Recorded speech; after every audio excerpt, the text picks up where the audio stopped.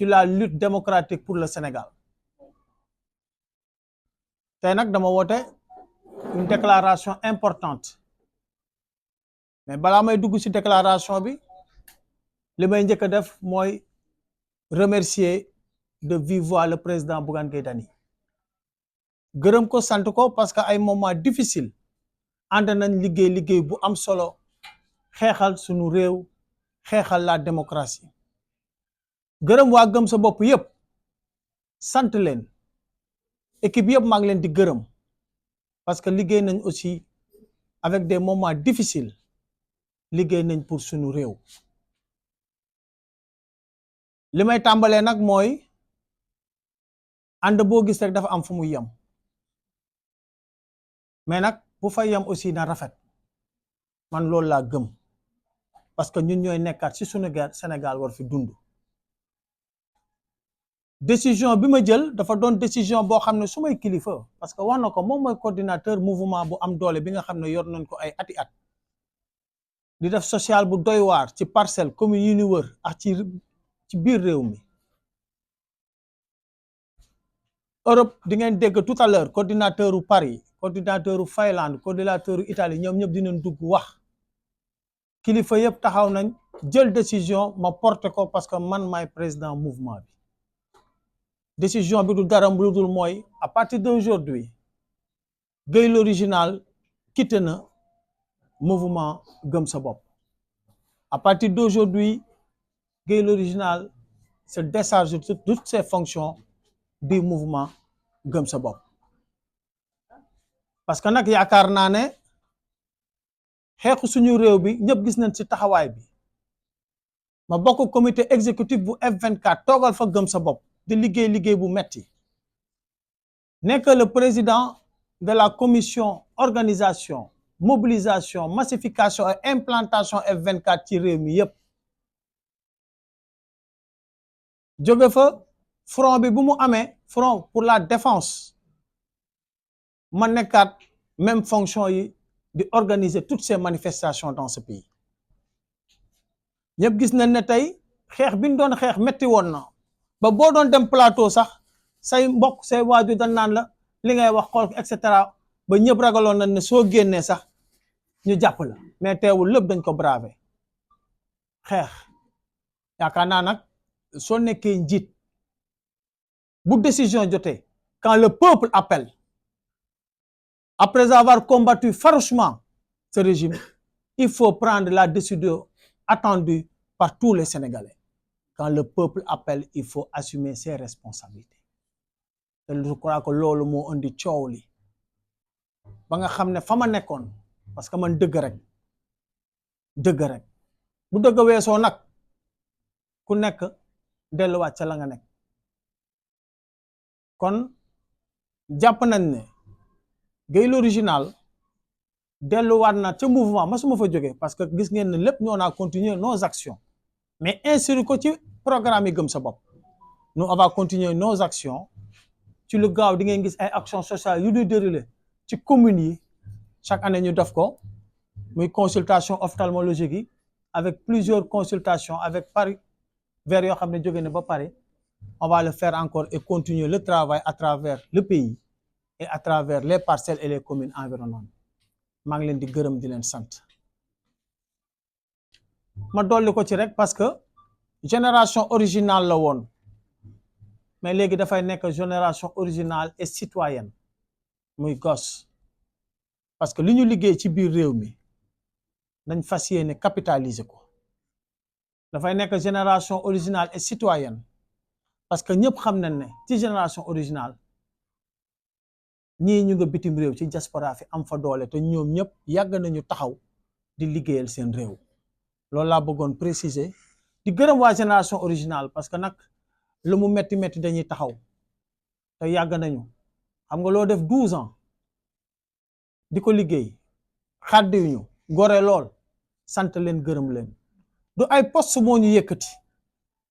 parce que bu doon loolu fa ma nekkoon di Benno Bokk Yaakaar def fa 10 ans am un bilan boo xam ne muy le ministre Amadou Ba amul 1/10 moom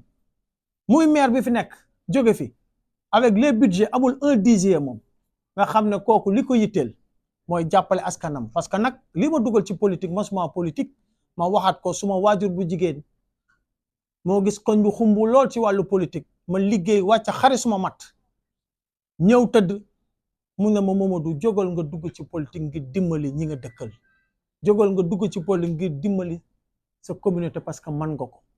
donc nag sama forme politique du bokk ak ñeneen ñi loolu baax na ñu préciser ko maa ngi leen di gërëm di leen sant déjà remercier la presse et tout le monde a constaté que cette presse sénégalaise très vaillante, très courageuse, qui est présente dans tous les combats démocratiques de ce pays. Moi, je vous rends un grand hommage. L'autre chose, c'est que j'ai convoqué cette déclaration pour d'abord remercier le président Bougane Gueye Dany parce qu'on a eu à partager des moments forts, des moments de lutte pour notre pays. Remercier le mouvement Gëm Sa Bopp avec toutes les structures, toutes les composantes, parce que le mouvement Gëm Sa Bopp et Gueye l'Original, c'est une famille. On a eu à se battre malgré les velléités du régime. On a eu à se battre malgré les difficultés. Et par conséquent, malgré tout ce travail-là, malgré cette prise de décision à la veille des élections, une prise de décision que aucun Sénégalais ne peut comprendre. Gueye l'Original et le mouvement Génération Originale, qui devient maintenant Génération Originale Citoyenne, quitte le mouvement Gëm Sa Bopp. Gueye l'Original et le mouvement Génération Originale Citoyenne démissionnent de toutes les instances de Gëm Sa Bopp. Parce que nous, notre philosophie, depuis le départ, était d'être partout des Baye Fall de la population. Le mouvement Génération Originale, aujourd'hui, a un bilan social qu'aucun acteur politique aujourd'hui aux Parcelles Assainies n'a le 10e.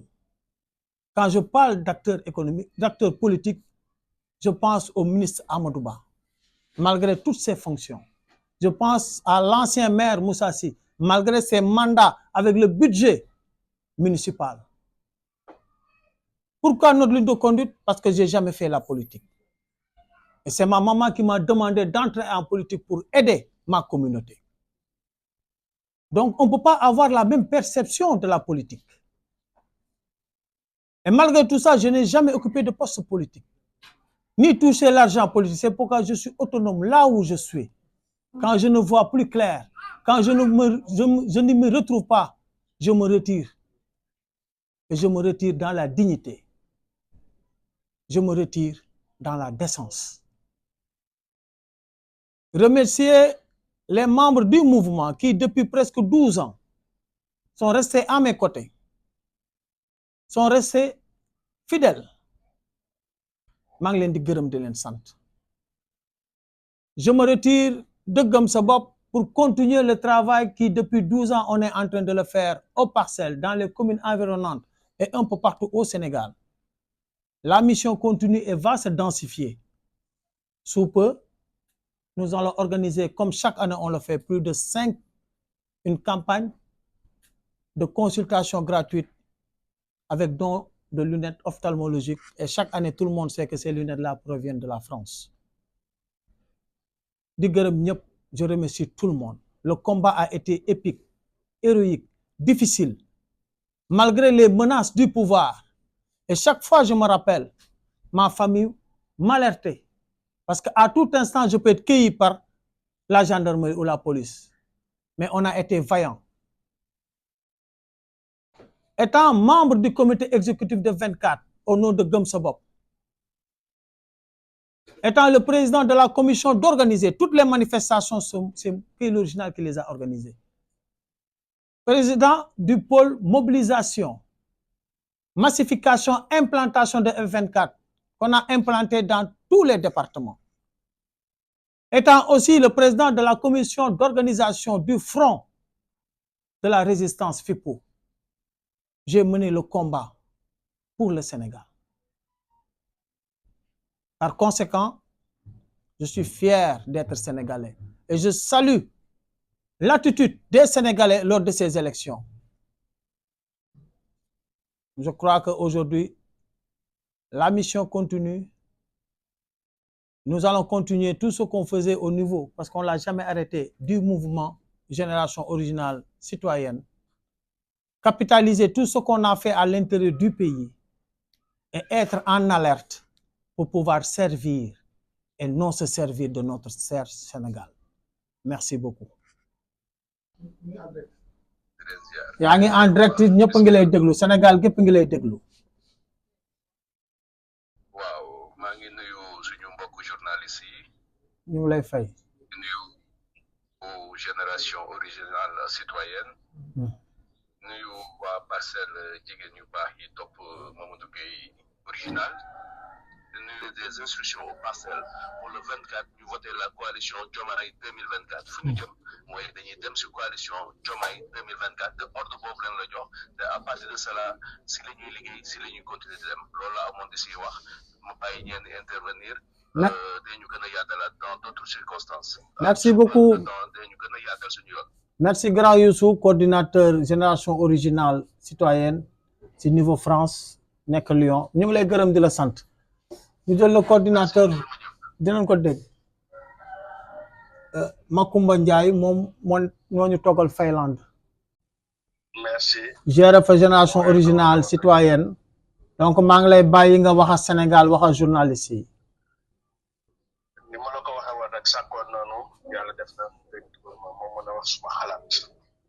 parce que tey nekk si réew moo xam ne li Mamadou Gueye ñu ko amee mu am ay décision yoo xam ne dañu ko jël si élection yi passé muy décision yoo xam ne wax dëgg yàlla bi nga xam ne ki muy àndal lu ko jëlee ñun ànduñu si décision boobu taxaw carrément ne ko nag neen la bàyyi ba élection yi jeex wax la li ñu bëgg bu mel ni man boo ko dama jël sama décision woo Mamadou Gueye direct ne ko Mamadou Gueye ni ngay def Parcelles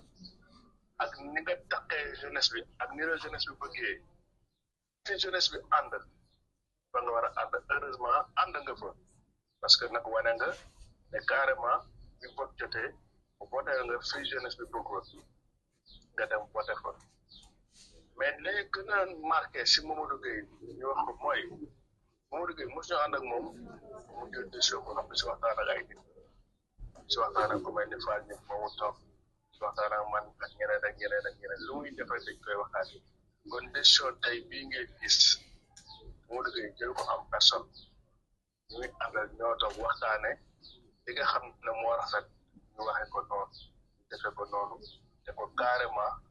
ànd nga ak nit ba ànd bi fii la mën a yem ak fii la mën a yem léegi nag da ngay continuer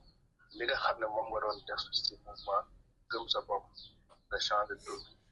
indi ko tey lii nga ko indi ku ne xam na ne Gueye Parcelles soxla ñaari ambulance poche kenn demul jënd ko du si mairie bi du si état du si kenn moom moo jël alalam tàdd biem ñëw France jënd ko jébbal ko waa Parcelles table banc livre lépp lu nga xam ne moo jëm si wàllu sport éducation lépp lu nga xam ne nii def na ko biir Parcelles si moyen boppam la ko def te boobu xamuñu woon ñi nga xam ne mooy gëm sa bopp kon bu ñu demee ba nga ànd ak gëm sa bopp jël décision boo xam ne kenn xamul décision boobu nu tëddee kenn xamu ko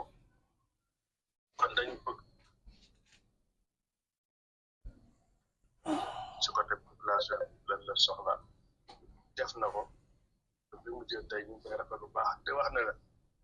du kenn ku koy jël du moom moo ko jëlal boppam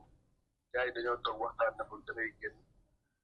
kon tawaat say action mu leer nañ di wax ne Sénégal Parcelles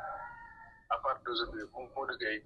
day jël élan bi nga xam ne nekkoon na ko bu gën a fort pour ñëwal liggéeyal askanam liggéeyal waa Parcelles